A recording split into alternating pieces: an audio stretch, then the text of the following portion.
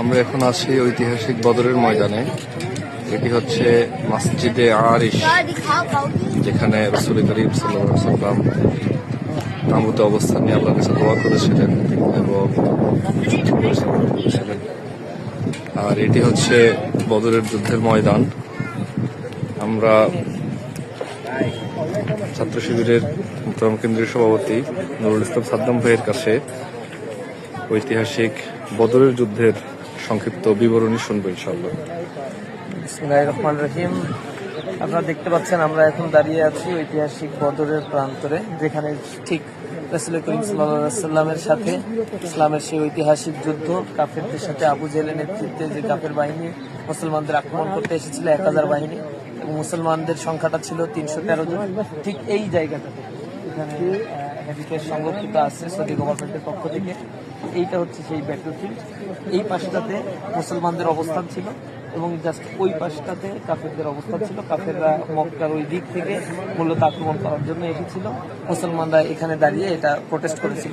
এই যুদ্ধটা দ্বিতীয় হিজরিতে মূলত সংগঠিত হয়েছিল। যুদ্ধের মূল প্রেক্ষাপট আমাদের সবাই জানা আছে, যে এখানে আবু সুফিয়ানের নেতৃত্বে আবু সুফিয়ান প্রায় 50,000 আশরাফি সমপরিমাণ মাল সামানা নিয়ে সে মদিনা অভিমুখ থেকে মক্কার দিকে যাচ্ছিলেন। মুসলমানরা তখন রাসূল করিম সাল্লাল্লাহু আলাইহি ওয়াসাল্লাম অভিযান প্রেরণ করেছিলেন, ছোট ছোট বাহিনী প্রেরণ করেছিলেন, যাতে তারা এখান থেকে মাল সামানা নিয়ে মক্কার উদ্দেশ্যে না যেতে পারে। কারণ এই মাল সামানার মধ্যে অধিকাংশ যে সম্পদগুলো ছিল সেটা ছিল যুদ্ধাস্ত্র, এবং তারা রাসূল মক্কা থেকে মদিনায় হিজরত করে আসার পর থেকে প্রায় 2 বছর ধরেই তারা টানা প্রস্তুতি নিচ্ছিল যে মুসলমানদেরকে মদিনা আক্রমণ করবে এবং মুসলমান হযরত মুহাম্মদ সাল্লাল্লাহু আলাইহি ওয়াসাল্লাম সহ যারা মুসলমান রয়েছে তাদেরকে ধ্বংস করে দেয়া হবে বা তাদেরকে হত্যা করবে। তো আবু সুফিয়ান যখন এই রাস্তা দিয়ে যাচ্ছিল, রাসূল করিম সাল্লাল্লাহু আলাইহি ওয়াসাল্লাম তার গতিরোধ করার জন্য, তার মাল সামানার রেখে দেওয়ার জন্য মূলত যখন অভিযান প্রেরণ করেন 313 জন সাহাবী নিয়ে এসে, তখন তিনি রাস্তা পরিবর্তন করে অন্য দিক থেকে চলে যান। আর আবু সুফিয়ান আবু জেহেলের কাছে খবর পাঠান যে মুসলমানরা তাকে আক্রমণ করছে। এর পরিপ্রেক্ষিতে আবু জেহেল সেনাবাহিনী নিয়ে পূর্বের প্রস্তুতি যতটুকু ছিল, অস্ত্র, উট, এরপরে হচ্ছে ঘোড়া, এগুলো নিয়ে তারা রওনা দিয়েছিল। এবং রাসূল করিম সাল্লাল্লাহু আলাইহি ওয়াসাল্লাম এই খবর পাওয়ার পরে তিনিও প্রস্তুতি নিয়েছিলেন, কিন্তু মুসলমানদের আসলে প্রস্তুতির অবস্থা খুবই নাজেহাল ছিল। হাতে গোনা 2টা ঘোড়া বা অল্প কিছু অস্ত্র, আর খালি হাতেই সাহাবীরা অধিকাংশই ছিল বদরের প্রান্তরে এসেছিল। আল্লাহ রাসূল খেজুরের ডাল কেটে তাদের হাতে দিয়েছিলেন যুদ্ধাস্ত্র হিসেবে। এই যুদ্ধাস্ত্র ডাল নিয়েই তারা এই প্রান্তরে যুদ্ধ করেছিলেন। যখন মুসলমানরা ছিল অত্যাধিক দুর্বল, কিন্তু কাফের বাহিনী তারা ছিল সমরাস্ত্রে সুসজ্জিত, অস্ত্র ছিল, ঘোড়া ছিল, উট ছিল, তাদের সকল প্রস্তুতি ছিল। এবং আবু জেহেলের কাছে যখন আবু সুফিয়ান খবর পাঠিয়েছিল যে না, তোমরা এখান থেকে চলে যাও, আমি নিরাপদে আছি, সকল সম্পদ নিয়ে আমি মক্কার অভিমুখে চলে যাচ্ছি, কিন্তু আবু জেহেল হঠকারিতা দেখালো এবং মুসলমানদেরকে অঙ্কুরে বিনষ্ট করে, মানে সে নিঃশেষ করে দেওয়ার জন্য সে আগ্রাসী মনোভাব নিয়ে মদিনার উদ্দেশ্যে আসছিল।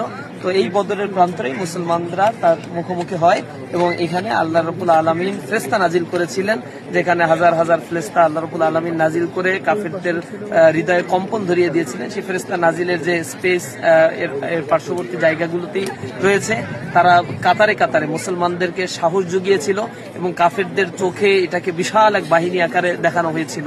তো সব মিলে মুসলমানরা এই যুদ্ধে অনেক রক্তপাত ঘটেছিল। মুসলমানদের 14 জন সাহাবী শাহাদাত বরণ করেছিল। তাদের কবরও বদরের ঠিক এই পাশটাতেই রাসূল করিম সাল্লাল্লাহু আলাইহি ওয়াসাল্লাম তাদের কবর দেওয়া হয়েছিল। কাফেরদের 70 জন নিহত হয়েছিল। 70 জনকে আবু জেহেল সহ এখানেই একটা কূপের মধ্যে বা গর্ত করে তাদেরকে কবরস্থ করা হয়েছিল। তো এইটা হচ্ছে সেই ঐতিহাসিক নিদর্শন মুসলমানদের জন্য, যেটা কোরআন শরীফের ভিতরে আল্লাহ রাব্বুল আলামিন বলেছেন এই বদর যুদ্ধের কথা, যে তোমরা সেখানে দুর্বল অবস্থায় ছিলে, আমি সেখানে ফেরেশতা নাজিল করে তোমাদেরকে সহযোগিতা করেছিলাম। এখনকার সময়ে আমরা বদর থেকে কিভাবে প্রেরণা নিতে পারি? হ্যাঁ, এখনকার সময় আমরা ঐতিহাসিক বদর থেকে কিভাবে প্রেরণা নিতে পারি? এটা তো মুসলমানরা যখনই ইমানের চেতনায় বলিয়ান ছিল, দৃঢ় ছিল, আল্লাহ রাব্বুল আলামিন তাদেরকে সহযোগিতা করেছিলেন। কোরআন শরীফে এটা আল্লাহ রাব্বুল আলামিন বারবার বলেছিলেন যে তোমাদেরকে আমি তো অনেক যুদ্ধক্ষেত্রে সহযোগিতা করেছিলাম তোমরা যখন দুর্বল ছিলে।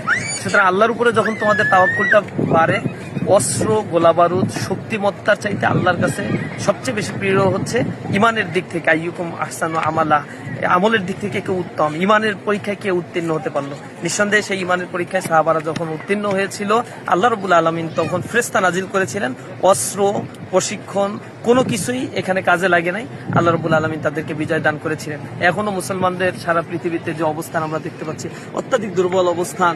মুসলমানদের মিসাইল নাই, অ্যান্টিব্যালাস্টিক মিসাইল নাই, ক্ষেপণাস্ত্র নাই, তাদের উপরে উপর্যুপরি ইহুদিরা, নাসারারা, খ্রিস্টানরা আক্রমণ করছে, মানুষ হতাশ হয়ে যাচ্ছে, মুসলমানদের কিছুই নাই। কিন্তু মুসলমানরা যদি বদর থেকে শিক্ষা নিতে পারে, উহুদ খন্দক থেকে শিক্ষা নিতে পারে, আল্লাহ রাব্বুল আলামিন খন্দকে যেভাবে সহযোগিতা করেছেন, বদরে সহযোগিতা করেছেন, আল্লাহ তো বলছেন হুনাইনের প্রান্তরে আমি সহযোগিতা করেছিলাম, লাকাদ নাসারাকুমুল্লাহু ফি মাওয়াতিনিন কাসীরা ওয়া ইয়াউমা হুনাইন ইয আজাবাতকুম কাসরাতুকুম ফালাম তুগনি আনকুম শাইআ ওয়া দাকাত আলাইহিমুল আরদু বিমা রাহুবাত সুম্মা ওয়াল্লাইতুম মুদবিরিন। হুনাইনের প্রান্তরে মুসলমানের সংখ্যা বেশি ছিল, মুসলমানরা অহংবোধ তাদের প্রদর্শন করেছিল, কিন্তু প্রাথমিক পর্যায়ে তাদের কিন্তু পরাজয়ের দিকে তারা যাচ্ছিল।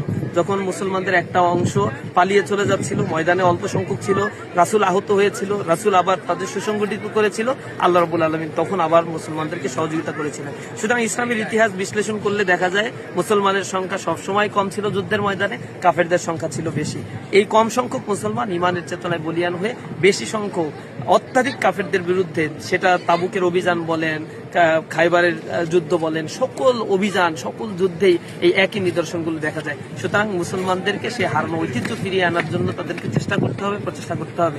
এইখানে দাঁড়িয়ে এই রাসূল করিম সাল্লাল্লাহু আলাইহি ওয়াসাল্লাম কিন্তু বদরের প্রান্তর ঠিক এই জায়গাটাতেই তিনি তাবু গেড়েছিলেন এবং আল্লাহ রাব্বুল আলামিনের কাছে তিনি দোয়া করেছিলেন, সিজদা অবনত চিত্তে 2 রাকাত নামাজ পড়েছিলেন, আল্লাহর কাছে সাহায্য চেয়েছিলেন এবং কান্নাকাটি করেছিলেন যে এই বদরের প্রান্তরে যদি আজকে মুসলমানরা পরাজিত হয় তাহলে ইসলামের কথা বলার জন্য, দিনের এই ঝান্ডা উদ্দীন করার জন্য এই পৃথিবীতে আর কেউ অবশিষ্ট থাকবে না।